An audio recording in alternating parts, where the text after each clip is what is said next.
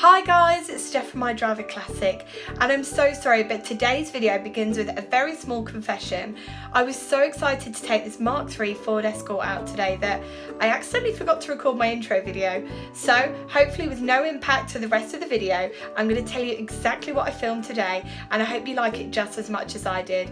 So we're going to begin with a tour around the car, a look inside, start her up, and then we're going to take her out and go back to the 1980s with one of the coolest cars that Ford ever made. So without delay, here's my review of the Ford Mark III Escort. Now, for those of you that follow me on Instagram and have seen some of my previous videos, you'll know that Fords aren't really my thing, and especially 80s Fords. And when I say they're not really my thing, they're not something that I've massively explored before. But when Kev said to me, "Do you want to take out my Ford Escort?" I thought, definitely. And I'm so glad I did, because this isn't just a normal Ford Escort, it's really special. And I have tagged up that this is a modified Ford. So without too much delay, I'm going to tell you what the car's had done to it. So I'm actually reading off a list that Kev's given to me, because half this stuff I just thought, wow. Because for those of you that are watching at home, you're probably looking at the car, but let me give you a little bit of technical, because I cannot believe how much money Kev has spent on this car and how good it is. So he's got the 15-inch Ford Fiesta Mark VI alloy wheels, Spax PSX adjustable suspension, and you'll notice it's a little bit lower than usual, and that's because it's been lowered 35mm. It's got the Hella headlight grille, and it's not just me who likes a good Hella grille. It's got the XR Cut prepared engine and gearbox, and when we go for a drive you'll hear that it sounds absolutely mental. It's got a Piper Cross air filter, it's got a full Sportex exhaust, which when we go for a drive on the motorway you're definitely going to hear what I mean, and it's got a Zinda body kit, so you can probably see that it doesn't look like it's fresh off the forecourt. It's got a mohair roof, and also if you type the registration into the DVLA checker like I did, you'll notice that it's had a change of colour. So it's originally it's originally black even, and it's now blue. And I said to Kev, but it looks quite original, and he's gone the extra mile and picked an original Ford colour, so it doesn't look too different from, well, colour wise it doesn't look too different from a colour it could have come on the forecourt. And there's a lot of special attention to detail, right down to things like the Scorpion alarm system, and it's just a very nice car. So as we come back to the front, you'll notice that it's got lots of little special details, and I think it's going to be a car that you're really going to love. So let's look inside. Now, it looks very impressive from the outside, but what's it going to look inside? And I always love showing you guys what cars look like inside as well, because I think that sometimes cars look amazing from the outside and you get in and you think, that's a bit disappointing actually. But I'm pleased to say this hasn't disappointed me, and in fact it's actually quite surprised me, because it's actually very advanced. And I'll tell you why. We've got some really good dials, controls and things like that, and one of my favourite that I mentioned later on as well actually is the windscreen washer bottle sensor. It feels so advanced for the age of the car, because the car is only mid-80s, and I remember when I started driving and I had my Rover 114 and I didn't really know much about cars, people used to say, that car looks really dated, and I thought, no, it looks fine. But getting into this, I hate to say it, but I do see what people meant, because this is very similar in terms of what it offers and the way things are laid out, and this must have been really cutting edge at the time, because everything is very cool, from the colour scheme to the way things are laid out, and I'm hoping the driving experience doesn't disappoint either. So why don't we start the car up and see how she sounds. I love seeing how things work, but I'm also pretty clumsy, so I asked the owner Kev to demonstrate for us how you put the roof back, and it looks pretty easy because it's only two clips, one on the passenger side as you've just seen, one on the driver's side, and then Kev hopped in, pushed a little button on the dash and it took itself back, and then there's a little cover, so bam, pretty straightforward. Guys, we're going to start the car up now. This car sounds insane. I heard it running down the street and honestly it sounds like a right beast. So what we're going to do now is I'm going to turn the key and we're going to get this going, because honestly this is one of the coolest cars I've taken out, and I've never really driven many Fords, so it's going to be a really cool day to try it out and see how it is. So let's get the car started up and then we can head off out. Right now I've got the roof down so that you guys can kind of see what's going on here, but when we go out for a drive, just to protect my hair, and also so you can hear what I'm saying, we're going to make sure that we've got the roof up. So without delay, let's start the car and hear how she sounds. Keys on the other side today. How cool is that? I cannot wait to take it out for a drive. So let's go. So guys, I've been driving this for a little while. I'm still getting my head around the gearbox. Kev, the owner, changed the gearbox on Friday, and I was just having a chat with him about parts availability actually, because I know that when I had my Mark II Golf, I found it quite hard to get bits sometimes, and I said, look, this is a mid-80s car, how are you getting on? And Kev said to me, would you believe that he can get anything he needs just from a normal Motor Factors, which to me is like a massive tick in the box that says you can use this car every day. So you'll see now as I approach this junction, I'm still slightly struggling with the gearbox and the visibility as well, actually, because this is a convertible.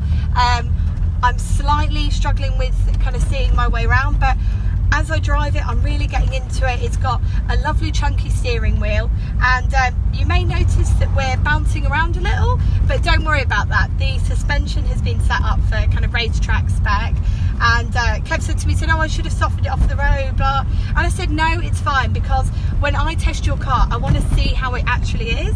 And also, we're not really helped with the fact that the roads of West Yorkshire are absolutely horrendous, and we're bouncing around just like all over the place. But it's a cool car. It is such a cool car, and the exhaust sounds insane. So we're going to carry on driving, and I'm going to try and find some better roads so that we can get this car up to where it needs to be, a good solid 60 miles an hour.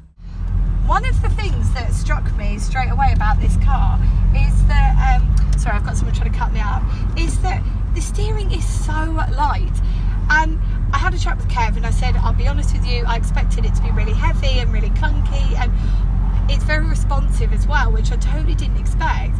And he said to me, funnily enough, that he rebuilt all the steering setup, and he'd originally tried retrofitting power steering, and it hadn't really worked for him, and he said it wasn't right for the car either. But I don't think it needs it. It's very responsive, it feels very light, and it is a really, really nice car to drive.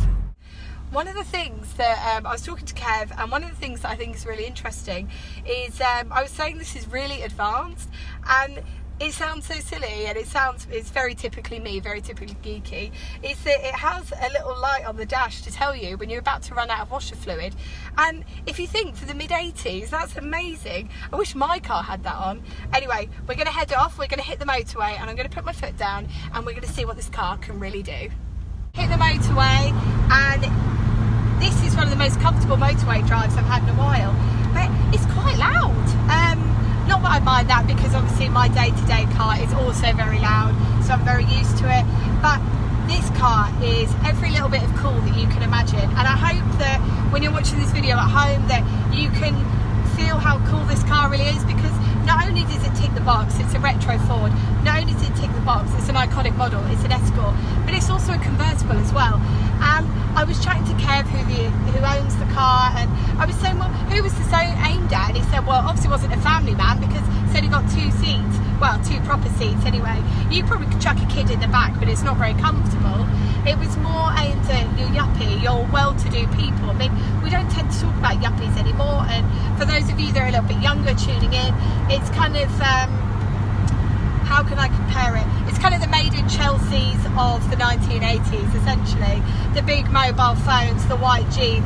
And if you're into all that, and if you're really enjoying this video, a series that I would recommend to you on BBC is White Gold. And I think that if somebody said to me what kind of person would drive this car, I would say, I can't remember his name, it's the guy from White Gold, the main character. Oh, what's his name? I can't remember. Anyway, if you haven't watched it, you really should, because I think this car would be absolutely perfect. And in fact, I'm surprised that I haven't seen this in an episode of White Gold, because this is exactly the type of car that they would be driving. I know that some of you always take the mickey out of me because I talk about never using a 5th gear, because I don't have any. But today I am in the 5th gear, guys. I've reached gear number 5, and I don't think I'm missing much, but it's such a smooth car, and I feel that now that we're out and we're driving on the open road, I feel that I'm getting a much better feel for this car than when we were around town. I don't think it's a car that you could drive around town, and that's not because of the comfort of the car, because honestly these velour seats are very nice and they are very comfortable. It's the fact that that suspension is so hard, and I know that you could change the suspension, and I know that you could sort that out, but in its current state I don't think it's a car that can be comfortably driven around town, and I don't think it's a car that I'd want to drive around town, because it is a very nice car, and I think it's definitely one that people would ding in a car park or whatever. So yeah, nice car for driving on a motorway, nice car for a long distance, but definitely not a car that I'd want to drive around town. So you can get a feel how this car sounds, well, to its full potential, especially with this amazing engine and exhaust setup. I wanted to get the car out on the motorway and chat to you a little bit about Ford Escorts while we're at it.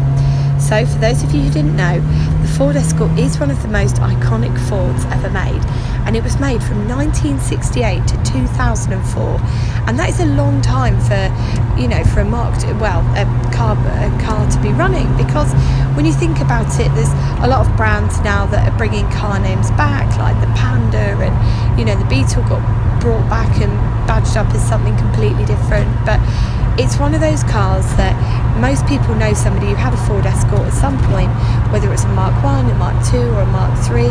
And for those of you who didn't know this already, and I actually found this out the other day when my friend Joe, who owns a Ford Anglia, sent me a little advert from the time. The Ford Escort was introduced to replace the Ford Anglia, and for those of you that don't know what the Ford Anglia is, just watch Harry Potter, it's the car that flies. Now, the Mark III was introduced in 1980, September 1980, and was made from 1980 through to 1986. And in the UK, it was made in Halewood, but it was also made abroad as well, and it was manufactured and assembled in Spain, Germany, and Brazil.